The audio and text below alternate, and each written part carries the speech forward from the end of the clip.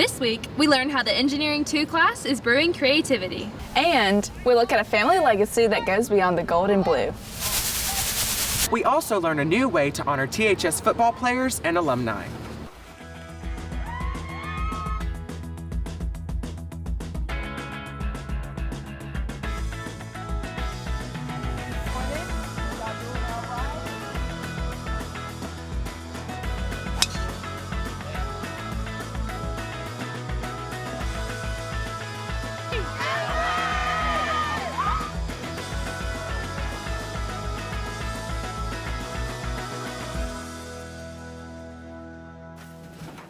Welcome back to another edition of WTHS News. I'm Kaylee Martin. And I'm Thomas Roper. Recently, many students have been out battling a familiar sickness, COVID-19. We talked to Dr. Robert Dale and learned about this new outbreak of COVID. The symptoms are not as severe as they were in 2020 and less people are being hospitalized. But it is still important to take precautions and wear a mask if you feel like you could be sick. Some symptoms include nausea, fatigue, sore throat, headaches, and coughs. We're seeing more and more cases. At first, it was mostly adults. Now we're seeing kids in school come in with COVID. Be sure to take all the precautions in order to stay healthy. A more exciting subject coming back to Tupelo High School is the legacy of the Enis E. Julia Jane gives us more on this fun family tradition. When you go to a football game, you probably notice 8 guys who are hyping up the student section. Each year, many senior guys try out for the Tupelo boys, who lead our student section at all types of sporting events. Max Enis was eager to try out for many special reasons. So my dad was the E back in 1992. So then I just wanted to be E because, of course, my last name starts with E, so like Big E, Enis, and then like just kind of carry on the legacy like that. Max's dad, who is the principal at Tupelo Middle School, was excited for the opportunity Max has to carry on this family legacy. We didn't really have an official Tupelo boys, but we did have our own little Tupelo group back in 1992, my senior year.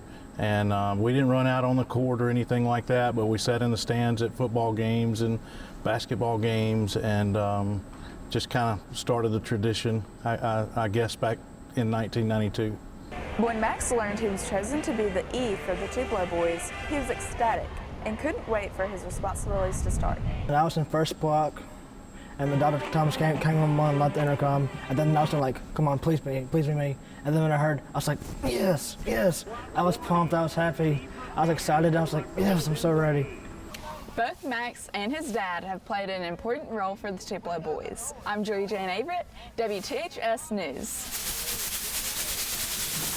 Thanks, Julia Jane. Max isn't the only one leaving behind a legacy here at THS. Seniors Cate and William Henson were recently recognized as National Merit semifinalists. To qualify for this honor, students must rank in the top 1% of their state's PSAT scores. Cate and William are recognized for their hard work and dedication and hope to reach their next goal by becoming finalists. Both students are involved in the show choir department, with Cate being a member of Synergy and William a member of Structure. I was excited. It's good. It helps with college admissions. Good scholarship money. So I was excited, happy, proud a little bit. Glad that all the hard work paid off. I was just super excited. It was something that I studied really hard for and worked really hard for, so I was excited that it turned out the way I wanted it to.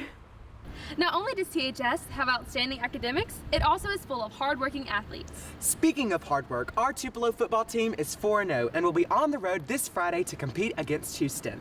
Rylie has more updates in this week's sports. Hey everyone, I'm Rylie Robinson and welcome back to this week's sports.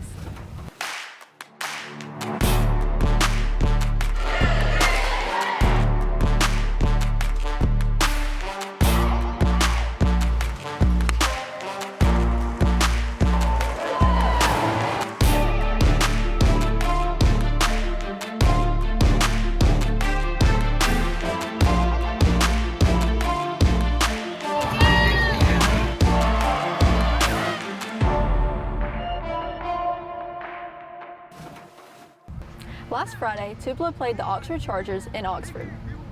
During the first quarter, the Waves scored 2 touchdowns nearly back-to-back. Later on in the game, Tupelo was on defense, but Oxford fumbled the ball, and one of Tupelo's players picked it up and ran it to the 10-yard line.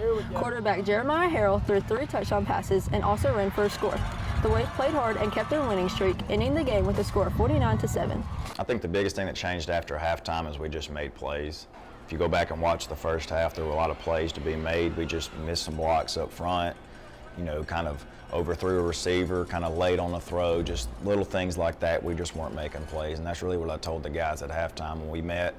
Our team came together. We got calm. We knew what the situation was, and we overcame it. The student section was loud, and Shamar Darden, who was injured in the last game, was there cheering on his team from the sidelines. Speaking of football, our football team has recently created a wall of honor. Channing gives us an insight on how this was inspired. Achievements are often met with gifts, trophies, or words of praise. However, Tupelo decided to find a new way to honor its past football champions. Todd Jordan, a past Tupelo, Mississippi State, and professional San Antonio Texans football player, was one of the players highlighted on the new wall of honor. You know, looking back and when Coach Harden sent me the picture of my name on the wall, it was, you know, a sense of pride. Tupelo has always been prideful of their school, of their community, of their athletics. The honored players are proud that their commitment could be shown through the wall, but what excites past, current, and future players and coaches is that the wall's timeline does not have an end. The fact that we can keep adding to it, you know, it's a living timeline. You know, it's history, and so you get to work towards something and keep building, and the more and more things that are on it turns into a good thing. Regardless of where a player's skill stands, they can all work toward leaving a mark on their community. Like I said, just an incentive to get on that wall, to be a team on that wall. You know, if you're blessed enough to play at a four-year school, get your name actually on there. If you're blessed enough to be successful enough to go on and play after college and play NFL, and get your picture up there. I mean, I think it's just, it's limitless what it could be. With endless possibilities, Tupelo's football community will continue to grow, and their legacy will be remembered through the wall. I'm Channing Hooper, WTHS News. Thanks, Channing. It's amazing to see how the current program is honoring past athletes. Football isn't the only sport getting big wins. Last Saturday, cross country competed in the Southern Showcase in Huntsville, Alabama. The Brown brothers were once again the top runners. Taylor placed 55th out of 269 runners. Andrew placed 37th and ran an impressive time of 15:39, leaving him the fastest freshman in the state of Mississippi. For the end of the season, I'm hoping to win state as a freshman and win Gatorade Athlete of the Year for Mississippi.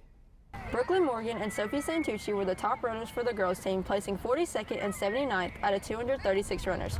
Tomorrow morning, cross country will compete in the Tupelo Invitational starting at 8. This will be followed by a 1-mile fun run, so make sure to come out and support the Wave. On Tuesday, the swim team competed in their third home meet of the season. The boys and girls team both got first. Their next meet will be next Tuesday in Starkville.